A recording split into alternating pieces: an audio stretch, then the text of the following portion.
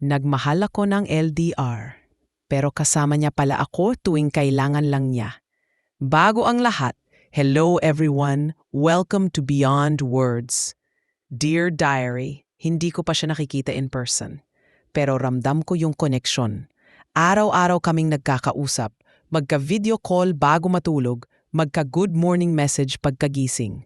Nakilala ko siya online. Simple lang siyang lalaki, hindi flashy, hindi paasa. O yun ang akala ko. 6 months na kaming talking stage, pero to me, it felt like a relationship. Kabisado ko na mga schedule niya. Alam ko kapag wala siyang signal, nandun ako tuwing pagod siya sa trabaho. At siya rin, naging takbuhan ko sa lungkot. Naramdaman kong safe ako. Minsan tinanong ko, tayo na ba? Sagot niya lang, hindi pa mayon. Pero di ba parang tayo na rin? At oo, naniwala ako. Kasi minsan, pag gusto mo, kahit bitin, sapat na. Dumating ang birthday ko. Inisip ko, baka ito na ang moment.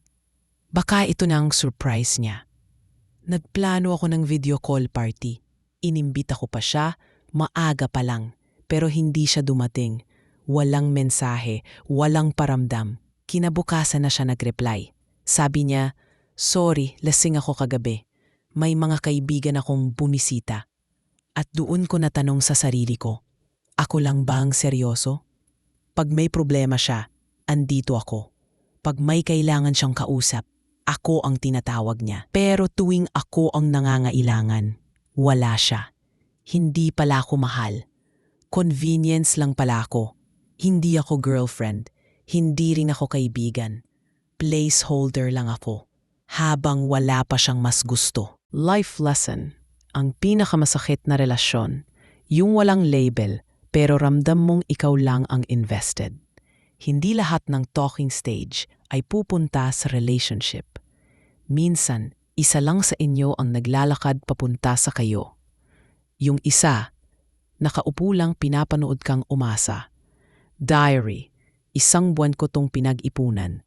Day off ko, sinakripisyo ko. Nagpaalam ako sa trabaho, nag-book ako ng bus ticket, at naglakad akong may baon na pag-asa. Sabi ko sa sarili ko, ito na yun. Baka pag nakita na kami, magbago ang lahat. Surprise dapat. Pero nung nasa biyahe na ako, nag-chat ako. Hey, pa-surprise sana ako.